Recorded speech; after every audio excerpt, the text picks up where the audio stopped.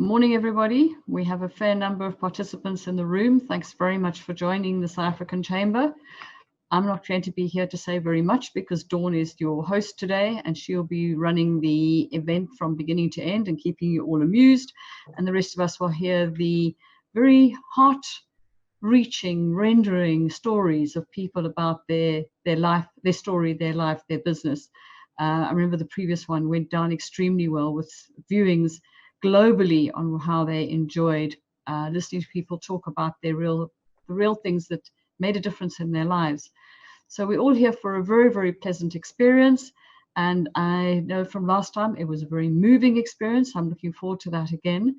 Just as the Chamber, we've got a lot of things on at the moment.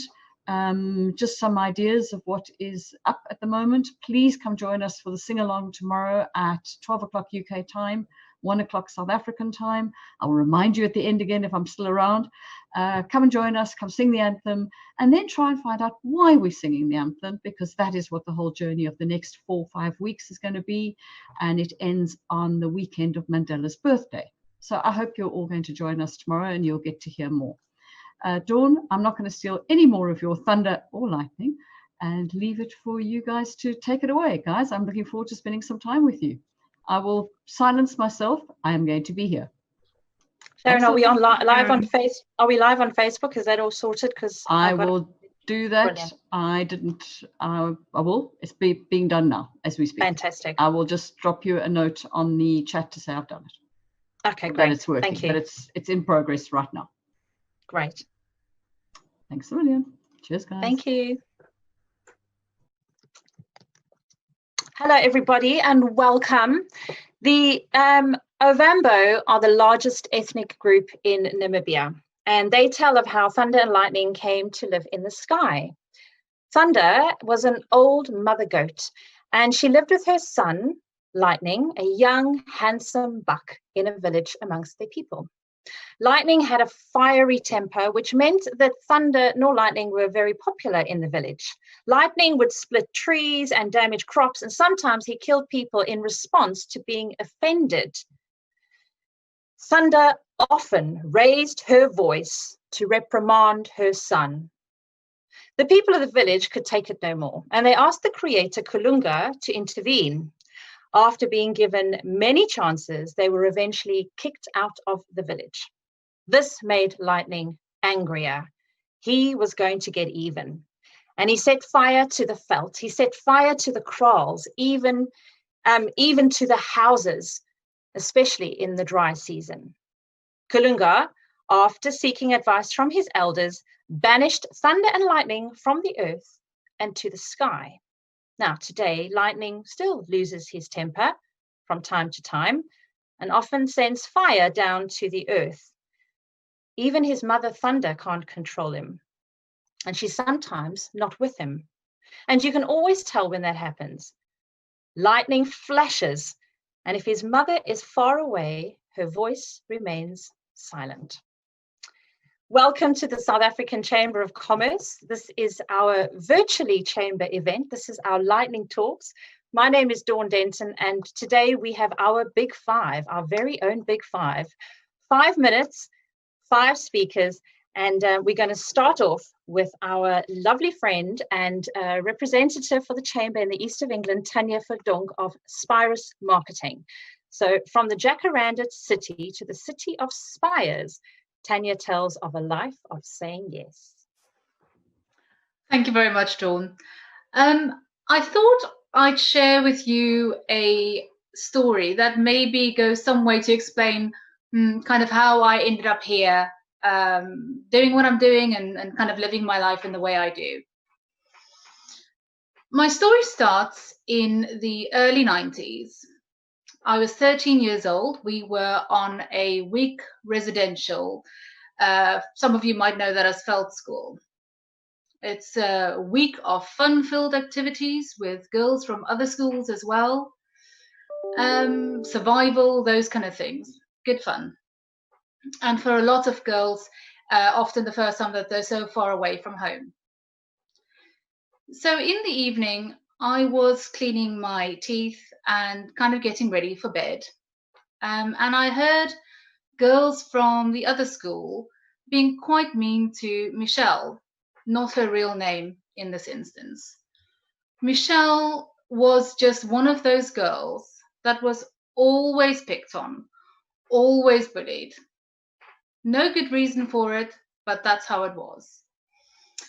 And I remember feeling really sad for her, and I felt this kind of rumbling of thunder growing inside me.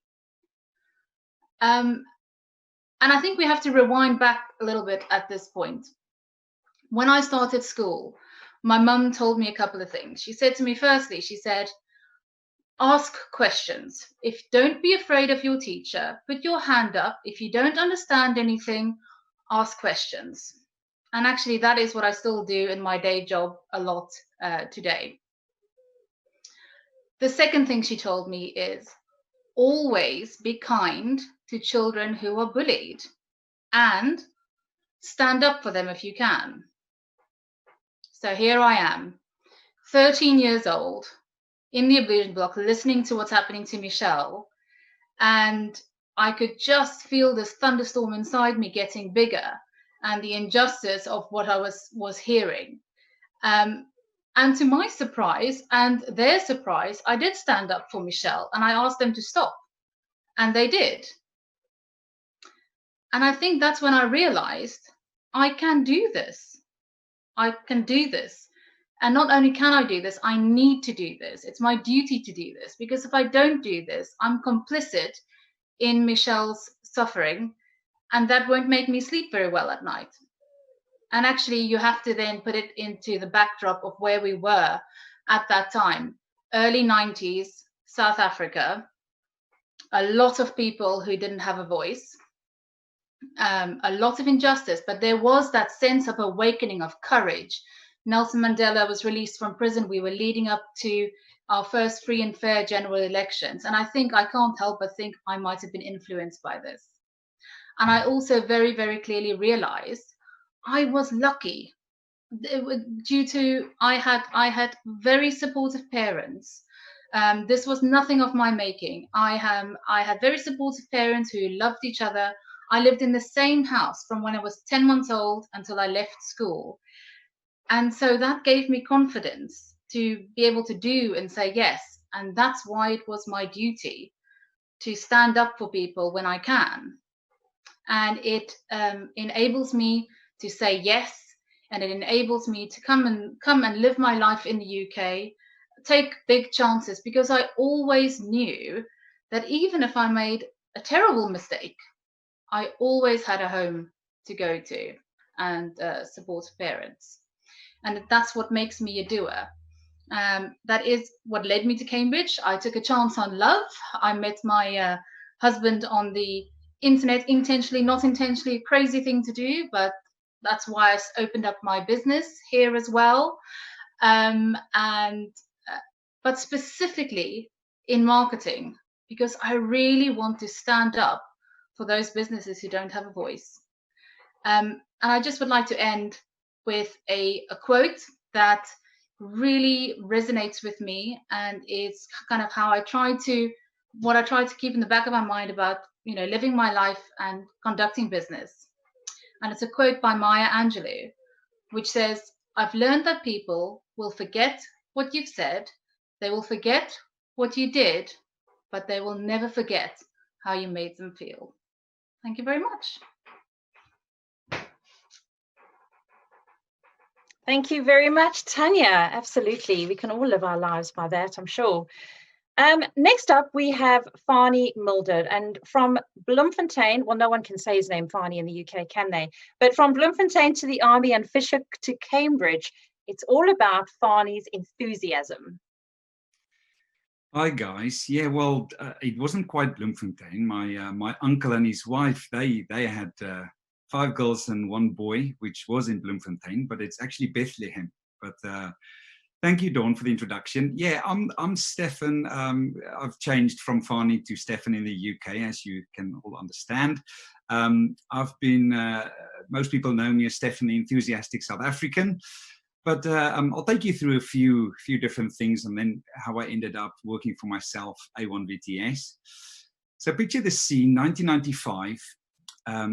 Northern Cape. The place is called Luatla. It's close to the end of 3 days enduring, which in Afrikaans is called Vastbyt. It's a junior leader training that we're doing, but it's the final part to be able to see us through to become officers and non-commissioned officers. And I remember it like yesterday. We were about 12 or 15 guys with about 30, 35 kilograms on our back. They've just told us there's about 10 Ks left until the end. And are you ready to sign to pop out of this, to sign, go home and not make it? After blood, sweat and tears, we are tired. We've hardly slept. And I remember them giving us an ammo kit that was probably 45 to 50 kilograms with ropes on the handles. And I remember holding it, thinking, this is not possible to hold for longer than a very short space of time. And we then had to start running. Me and another guy, we were running, and you could do about 100 meters, and then you have to change. And you would say, change, vessel. And then the guys would come, you literally blood, sweat and tears, ready to cry, but it's perseverance, it's determination, it's standing together. We're not going to fold, we're going to do this. And I remember at the end, as you come around the corner and you hear Chariots of Fire playing in the background, and you see the Army Gymnasium flag, the South African flag, and as you literally come in, you cannot physically take this anymore. But as you finish this and we celebrate achieving that, how that made me feel in pressing through and actually making it. The next scene is when we, at the end of 1995, my dad, he was a general in the military, my hero, literally putting my star pips on. That moment I'll cherish forever, and it's something that will go with me forever. 5 years later, I met the most beautiful lady in the world, Natasha, my wife, and we got married December of 2000. It's our 20th wedding anniversary shortly, and how our journey started there. A couple of years in Cape Town, Fishhoek, 1 year in Devonville, the rest.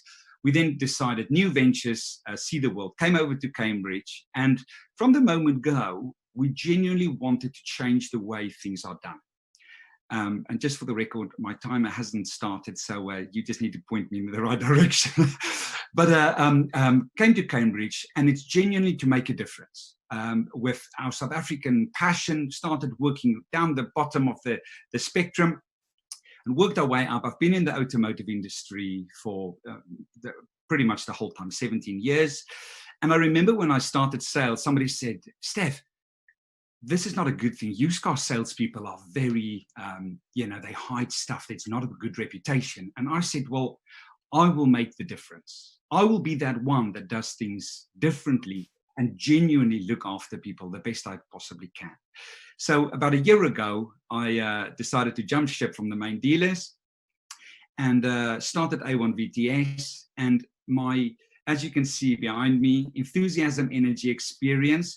And by God's grace, the last 12 months has been really great. The last couple of months was quite challenging, but I really looked at how I do things and where I stand. And the one thing I can say, by God's grace, I've been so blessed in the last couple of months. Sales were a bit challenging, but I really looked at what can I do to make a difference? What can I do to go the extra mile for my clients and for my people? And I have to say, it's been a great journey. And what can I do? And that's my message today. What can we do? What can we do to change not just ourselves and our businesses, but our environment? And the biggest principle I'll leave you with is what you sow, you will reap. That's it. Bless you guys. It's great to be here. You guys are fantastic, and it's great to have the opportunity to share a little bit. Thank you, Dawn. Cheers. Brilliant, Barney. Thank you so much. Yeah, Vastbyt. I'm so pleased I never had to get on with that one. But up next, we have joining us from Johannesburg, we have Veronica King, CEO of Montini Consulting, and she has built a business with strength and grace. And as a Black female entrepreneur and a single mother, Veronica shares how she is helping to transform our wonderful country. Thank you, Dawn. 27th of April, 1994. South Africa, first democratic elections. I was living in Durban at the time. There were almost 21 million people who voted on that day, of which 16 million were Black people voting for the very first time. I was 31 years old. Even as I'm speaking about it now, I can feel my heart pounding, because that day represented so much for me. As I stood in those queues waiting to make my mark and to be seen, I almost felt as though the mask of assimilation that I had to have before this day was coming off. And I was beginning to embrace my Blackness. I was suddenly given permission to be true to myself. And the taste of freedom was palpable.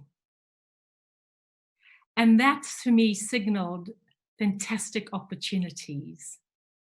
Up until this time, I'd been working in the travel industry, which was great because I saw the world.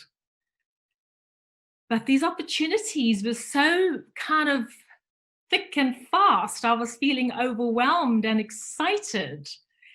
I decided I was going to come to Johannesburg. Having grown up in Durban, Johannesburg was the big city of opportunity.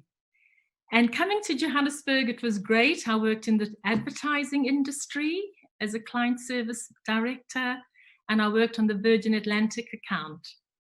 And that became a wonderful stepping stone for me, because Virgin Atlantic headhunted me and poached me from the ad agency and offered me a job in London.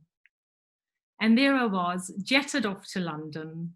I was the internal comms manager for Virgin Atlantic, and I had the pleasure of interacting with Richard Branson from time to time, which was incredible. I got married at the time. I had my beautiful daughter, Amber, who's 20 years old now. And after about 10 years being in the UK, I decided to come home. I got divorced and I came home. And coming home made me realize that so much had happened in the time. I came home in about 2001 or 2002. So the country was also in full throttle with transformation. There was a whole lot of Black empowerment happening so that the imbalances of the past were being redressed. And I thought it was a really good opportunity for me to also start finding my healing and finding my way home to myself after that very dehumanizing experience of apartheid, and how I had internalized those messages, and my beliefs and values became programmed by what had happened before 94. And I needed to take the time to find my voice, to come home to myself, to embrace my Blackness, and to really start understanding who I really am and who do I want to be. And this started a journey of amazing personal transformation, which is still ongoing, by the way. It never stops. We never stop doing the work. So this internal work was about self-acceptance, self-compassion, understanding why I see the world the way I do, and also doing the kind of cleaning out of those beliefs that I'd internalized that made me believe that I was invisible and inferior. And I've had to dig deep to find my gold. And that's part of my personal journey, was also about doing family constellation work. Family constellation work really helps us to understand what are the hidden patterns in our family and what might the intergenerational traumas be that are blocking us from really coming into our own. So what I did a lot of before 94 was to hide my light behind a bushel. And I remember that was another feeling. It felt as though my sunrise was coming up on that day of the elections. And now it was my time to shine, and nothing was going to let me hide my light. And this work continues now, lots of therapy, constantly processing, being curious and being aware of what is happening and why it's happening. The why is always important, as we know. So remaining curious, having an internal observer and witness that's constantly helping me find ways in transforming and accessing and believing that I have and I've got value to add. And the importance of me doing this work is that I make a place for my daughter. So the work has now led, my personal work has led me to run my own business, about which I'm glad, speaking about shining the light. I do transformation work in corporate South Africa for both public and private organizations. The name of my company is Emotini Consulting. And what we do, we speak about transformation beyond compliance. The compliance piece is important. That's the tick boxes. Do we have representation that's redressing the imbalances of the past adequately enough? But we speak about the importance of the inclusion of that diversity. So it's about the diversity, inclusion, equity is critically important in order to create a true sense of belonging. And this is all the work that I do for myself while I'm doing it in organizations. And it's been a powerful way of me feeling that I'm coming home to myself. And that's what I'd like to share for now. Thank you for the opportunity. And thank you for seeing me and hearing me. Thank you. Thank you very much, Veronica, and welcome home. Thank you. Up next, we have Rory, and Rory will take us on, because we're not allowed to travel at the moment, of course, but Rory's going to take us on a virtual tour of the globe, because his adventure goes from Cape Town via North Carolina to West Sussex. In 2002, I made a decision that I was going to take 13 weeks off, and then I was going to come home, grow up, and get a real job. I'm still playing. I left South Africa and I went and I played at summer camp for what was supposed to be 13 weeks and ended up being 5 months.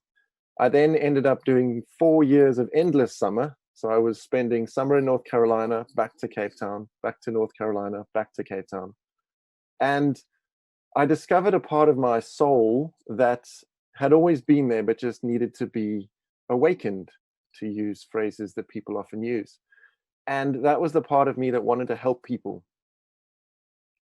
find themselves, help people be the best version of themselves, and in so doing, freeing them to step into the destiny that they were supposed to have. Through this time, I developed a unique opportunity to play in the performing arts space. And when I stopped being a full-time childcare counselor, I mean, it technically was being a full-time kid. I was paid to basically goof off and run around. But when I stopped doing that, I went back to Cape Town and I did 10 years in the performing arts. I spent a lot of time doing TV commercials, theatre work, a little bit of film. And I have uniquely able to say, I died of the Black Plague on British TV. So that's fun. As a party quiz question when you're going to these places and you have a, tell me something interesting. That's quite a fun one to lead with. But through that time, I found improv, and my life changed when I went to a friend's birthday party and there was an improv show going on. And I watched a human being be a Rubik's Cube at a party where they had to speak gibberish. And I fell in love with improv. It was something that I knew I needed in my life. And so I threw myself head first into it and truly embraced so many of the key tenets of what it is, but it's such beautiful life lessons at the same time. So the concept of yes and, where you receive a gift you're given and you magnify it, you amplify it, and together we create beautiful magic on stage. That is something where if you can give a yes and moment to one person a day, you've changed the day for them. On the same lines, one of my teachers once said to me, "Park your agenda." And I was like, "Ooh." And what she was saying was, when I get on stage, it's my job to make my co-performer look good. And it's their job to make me look good. So my agenda and my ego are dumped backstage, and we are there to surprise and delight and journey together. And that's one of the big things that I've always taken through into the coaching work that I do now. My agenda doesn't even exist when we're having a coaching session. My agenda is to help you find your agenda. And my goal in a session like that is to help people find and tell their stories. Because one of the things that improv teaches you is storytelling. And so many of us have forgotten how to tell stories. If you ask a child to tell you a story, you will get nuance, you will get beauty, you will get creation, you will get random information. If you ask an adult to tell a story, I went to the shop and bought cheese. And that might be an extravagant one, because sometimes they might just go, I went to the shop and shopped. And so helping people rediscover their ability to storytell through coaching and everything else that I do has been just one of the most powerful and wonderful things that we've been able to experience together on our journeys. And the final thing that I just want to share with you guys today is both an improv but also an acting concept, which the world right now has been gifted. And that's the concept of take a beat. Sometimes on stage, there is massive power in brevity, that pause and that building of the tension and the ability to reflect on what's going on. And right now, the planet has been given a unique opportunity to take a beat. And we are doing such a beautiful job of reflecting, refining, and reforming what we do. And that is just the world's biggest opportunity to have a coaching moment through this crazy time. And I'm in no way, shape, or form belittling some of this very serious stuff going on. But if we look around, there's been so much good that has come out if we've been prepared to look for it. Thank you so much for letting me share. Thank you so much, Rory. That's brilliant. Thank you so much. And finally, we always have dessert at the end of the meal. We have Sam Minar of Jenny Designs, and she's going to be sharing about her business, but also knowing your why, but also understanding when it's relevant, like Rory said, to pause and to breathe and reassess. Thank you, Dawn. A change in your life season is not about success or failure, but the lessons we choose to take into the next season. A few years back, a dear friend of mine, Janice Spint, who's an accomplished businesswoman and writer in South Africa, introduced me to this idea of seasonal purpose. I'm trying to embrace this concept and use it to process change in my life and give focus to the different seasons at hand, and acknowledge as well that in some seasons it's time to put dreams on the shelf to be picked up at a later stage. I have to say I'm truly blessed to both to have shared and still continue to share many of the seasons of my life with my mother. At times she's definitely been the one cheering me on from the sidelines, and at other times picking me up when the pieces just didn't work out. And in more recent times, it's been me dragging her up a hill in the middle of Spain in some bone-drenching rain to make sure we could finish a 500-kilometer journey of the Camino. I have also had many different seasons in my career, not a traditional career, I'd say. A short season in one of the top 5 consulting firms, but that was quickly followed by an opportunity in the world of startups through the world of Virgin Brands. We share that, Veronica. And I think that season opened my eyes to just the real opportunity to build and grow something from start to finish, just from a simple idea, something I hadn't quite seen in previous seasons. I continued on this journey, but in the UK, as this is where I am now, through the charity sector, exploring and growing innovative income streams for one of the biggest cancer research charities in the world. Lots of fun. But sometimes we can choose to change our season that we're in, and at other times it's the world around us that chooses to change or create the need for change, as we're currently experiencing. Well, at that time in my career, I chose to implement the change in season and step into motherhood, as some of us choose to do. And for many mothers in the UK, I think you might appreciate this choice comes with an interesting challenge, particularly with the cost of childcare in this country. And my situation was 2 children under the age of 2, and the decision we as a family made was to put my career on hold so we could raise our family the way we felt we wanted to. Now, not in the same country anymore as my dear mum, but an opportunity to share a new season together over an aspect of her life I clearly had no appreciation for until I stepped into it myself. Growth like nothing I'd ever imagined. A full-time mommy season definitely made me reevaluate my priorities, not being able to have a career at that time to hang my hat on. Well, it didn't take me long though. About 3 years into that season, I definitely was niggling again, and I needed to get my hands dirty on some new project. And so fast forward to one of our always relished trips back to South Africa, to reconnect with family and the smells and tastes of home that just, they always come fit. There's nothing like it. Sunday lunch and a good glass of South African pinotage. And we're going around the table and we're saying, what is that one business idea? If we still had the chance to do it, what would we do? And well, opportunity for mum to pipe up and share a long-standing dream of hers to take to market a children's clothing label. But the seasons in her life to that date had not allowed it to come off the shelf for a very, very long time. She, being the designer, said to really make it happen, she'd want someone to do it with her. Now, with very little knowledge of the children's clothing sector myself, but a passion to definitely see my mom have a chance to succeed, and a bit of experience with startups, well, Jenny Designs, a children's clothing infused with African spirit, was started.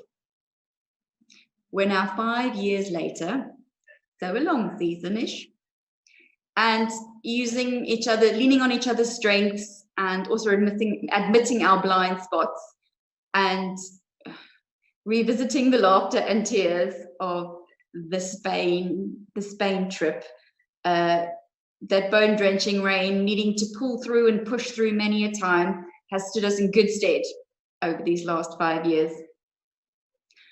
One valuable lesson I think we both agree on, and is a tricky one actually, when running your own business, which is a passion project, detangling your passion and your why for starting in the first place, separating that from the real business opportunity at hand can be a real challenge and cloud your judgment sometimes. And I think in hindsight, we can both pinpoint some of those less successful decisions to when we didn't quite have that clarity between the emotion and the clear idea. As I've said previously, sometimes we choose to change the season, and at other times the world around us creates that need for change. This time around, our business is in the second category. We have a product directly linked to travel and tourism, so I'll let you connect the dots with some of the challenges we might be facing. If I had to use a binary success or failure mentality at this time, I think I'd feel pretty desperate. But taking a step back and taking a seasonal perspective on this time has really helped just to pause, evaluate, make some tough decisions as to what parts of the business we need to shelve for now, but which we can keep to continue. It's not easy. It is a passion project, but I still get to share it with a very special lady, my mom, Jenny. Yes, she's the Jenny behind Jenny Designs. So I just want to encourage you today, a change in your life season does not mean success or failure, but it's about the lessons that you can choose to take through to the next season. Thank you very much, Sam. That's fantastic. Yeah, we've now got an opportunity to thank you to all of you actually for sharing your insights. It's just so lovely to hear not only our amazing accents all on the screen, which we don't get to hear very often, but I think also just our passion for our country, no matter where we are in the world. And circumstance bring us into different parts of the world, but ultimately what makes us special is where we were born and where we were raised. And I think that's what I feel so passionate about. So I'm going to start off with a question while I give our attendees an opportunity to fire their questions in the chat box. Please do drop them in there for the panelists. So Sam touched on that. It's the whole having to rethink things a little bit during the pandemic. In just a couple of sentences, how have you found, what has been your, let's talk about wins and successes during the lockdown. Rory, what's been great? What's worked well for you during the last 12 weeks? For me personally, it's been helping people identify the opportunity to take a beat and just pause and seeing them surprise and delight in all of the beautiful things that they've noticed because they've slowed down, and just really celebrating also family. A lot of people have finally been able to hang out with family and realize they're pretty cool, and that's pretty cool as well. Absolutely. I think Tanya, you also said that you discovered how funny your children were. They're less funny now than when we last spoke about it. Okay. No, they're not. They're lovely. Yeah, that's been a really big win, actually. That's just being able to spend some real time with them and getting to know them. It's an opportunity we under what circumstances would have brought us extremely crazy, drastic circumstances that would have made a lot of change. I put diesel into the car the other day for the first time in 3 months. So, and business-wise, you found there's a different element to networking from moving into a virtual space. I'm exhausted. I said to my husband the other day, I said, I wish we could maybe just move back to the first 2 weeks of lockdown when people weren't so sure how this all fits in and works, because now the rest of the business world has caught on to, oh, this is what we do now. And it is a very different way of communicating this. You can't get away from the fact that this is very different and mentally draining in other ways.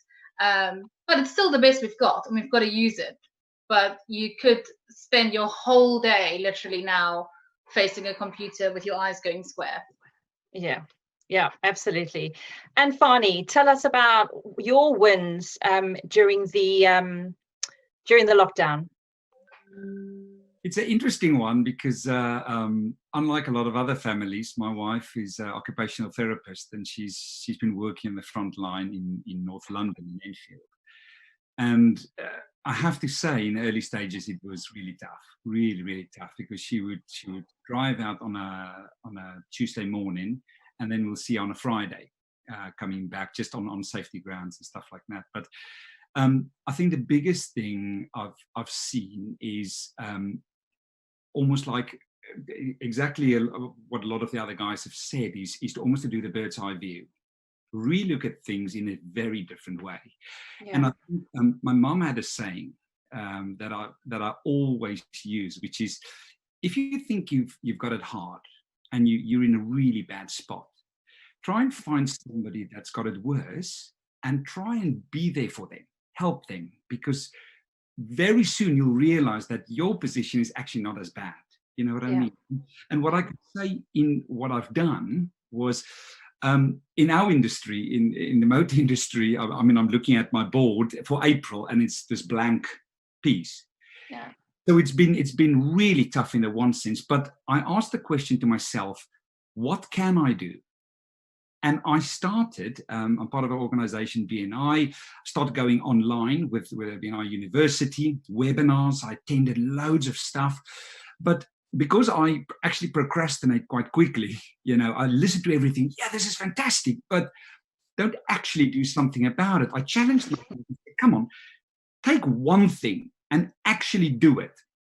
So I did this video book, Miracle Mornings, and it's all about standing up at 5 o'clock in the morning, going out for a bit of exercise, structuring your day, having time to literally pray, having time to plan your day.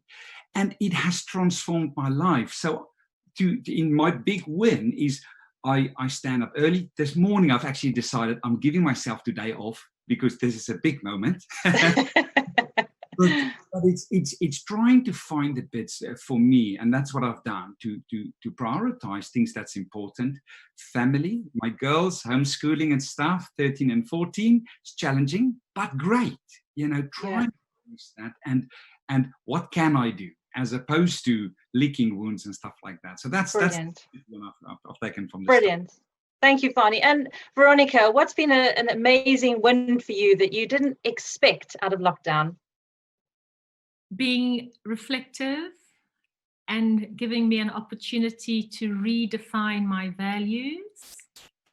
And even more important was the opportunity to become innovative and creative with my business. So that's been really good. And part of the reflection as well and redefining my values, I've really recognized the importance of meditation and mindfulness. That's been a very good medicine for me. Thank you. That's fantastic. Yeah, no, absolutely. So Sam, you've had to pivot slightly with your business, haven't you? You guys are not making clothes, but you're helping with masks and things like that in South Africa, aren't you? Yeah, so again, looking at your resources, what do you have? Yeah. We've got fabric. We've got fabric. We've got sewing skills, networks of factories that we work with. So shifting our focus onto something that's clearly needed as well.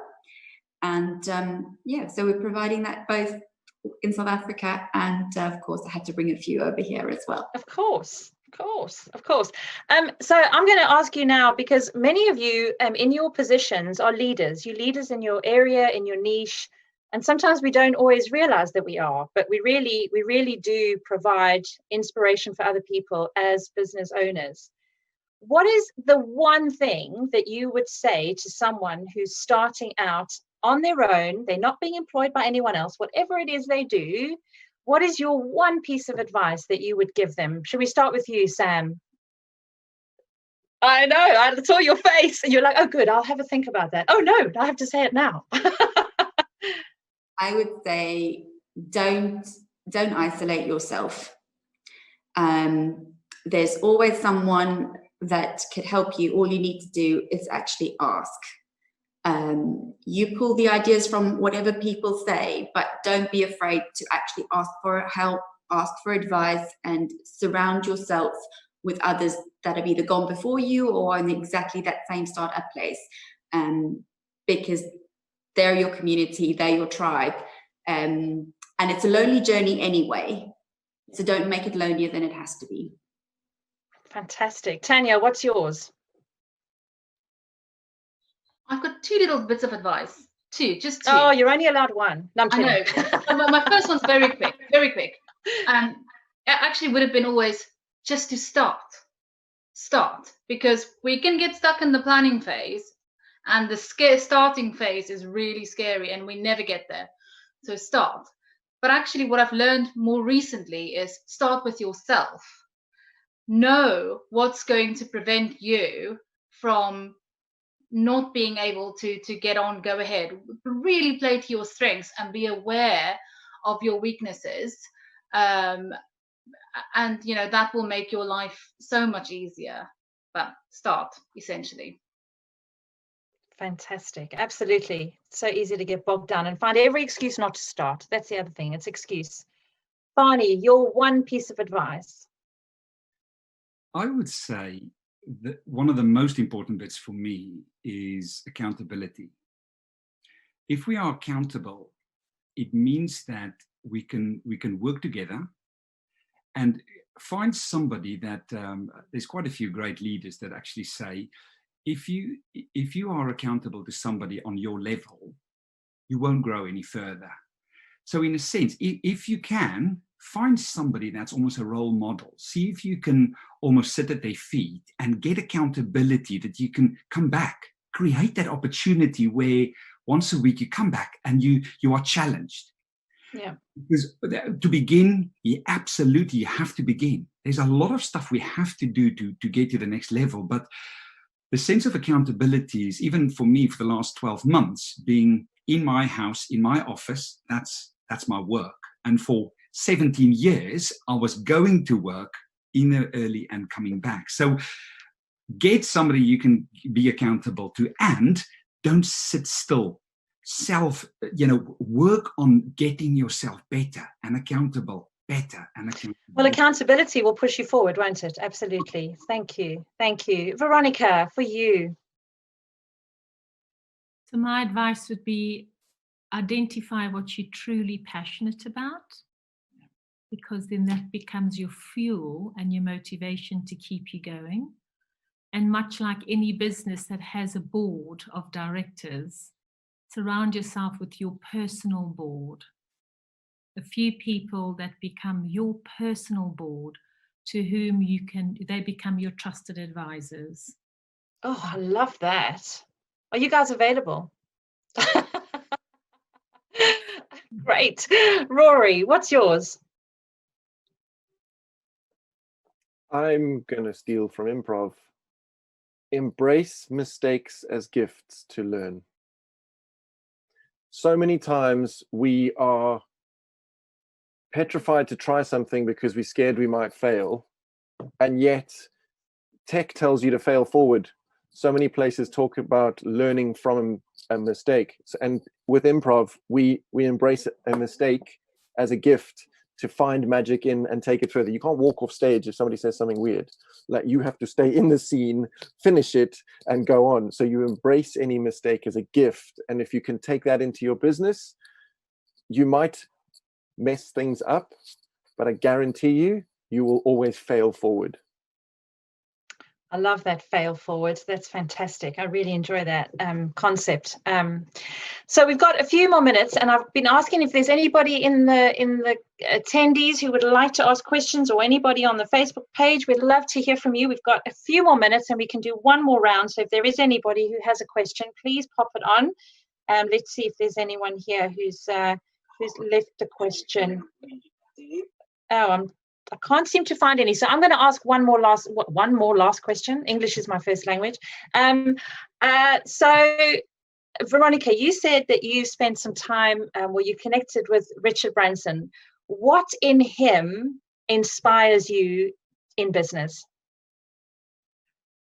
Besides what he's known for, being a maverick, I think his maverick, pioneering, always having ideas is phenomenal. What I've learned and what inspires me is how he is a true leader, where he surrounds himself with people that can do it better than he can. Yeah. So coming up with the ideas is a genius thing to start with, but what's even more genius is finding the best people around the world to come and execute. So as a leader myself, I'm always wanting to hire and work with people who know more than I do. And that's having confidence as well. You know, it's a confident, because a lot of people aren't confident in what they do, and then they're scared to invite someone who's brilliant at something. Who has inspired you in the work that you do, Rory? And I know you work with people in quite an intimate space sometimes, but who do you find inspiration from in your business? I always go back to this. It's an easier answer than people expect. My first summer camp leader was a gentleman called Captain Lloyd. It was a seafaring camp theme. And I don't think he had any other organs in his body aside of the world's biggest heart. And he just inspired me with the way he led. He was heart-centered, heart-centric, heart on the sleeve. He was just heart, heart, heart. And if I can be half as much heart as he would be, I know I'll make an impact. That's amazing. I love the visual. Absolutely love the visual. Fani, who's inspired you? Well, first I would say in 2000, my life really changed when I just, God has changed my life from who I was before. And I have to say, even with my miracle mornings, to actually spend time in prayer with God and scripture, that is really my number one inspiration. What I would say is my dad and my wife. So my dad, when my dad's been a role model. He was really high up in the military in South Africa, and in the transformation from old South Africa into new. I've seen my dad always as a Christian leader that is a servant leader. That is not. I remember when me and Natasha got engaged, my dad and my mum came. We had this event, and they brought water and washed our feet.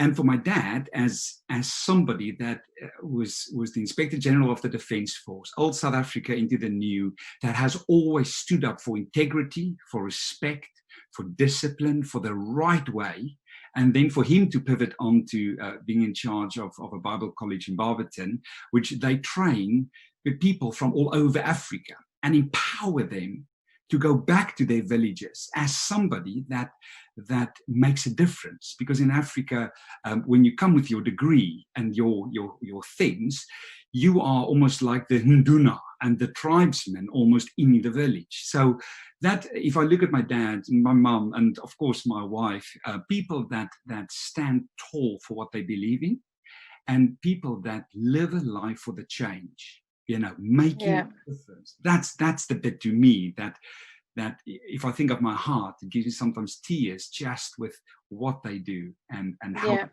That's that to me. Brilliant. Power. Fantastic. Sam, who inspired you? I think there's different seasons in my life. I've needed to look in different directions for inspiration. So it's quite a challenge to pick out that one person. But actually, I find my grandmother quite inspirational. She is coming up for 90. Wow. So just that in itself is just amazing and needs to be praised. But I just, knowing her story and the challenges that she's faced and some of the lessons that I can take from that in how she's overcome those challenges and continued and is a gracious and vibrant 90-year-old. When I face challenges, and the world at the moment for me, there's lots of challenge going on. Just reminding myself of her life lessons has been just a real help. And I think also for us to think about how the legacy that we're leaving as well, because she's left this amazing legacy and impact on you. And how are we living now to do the same for the next generation, which is powerful, really, because we are in a position to make a massive difference, not only in the present, but also what happens in the future. Tanya, I don't think I've asked you about your inspirational person.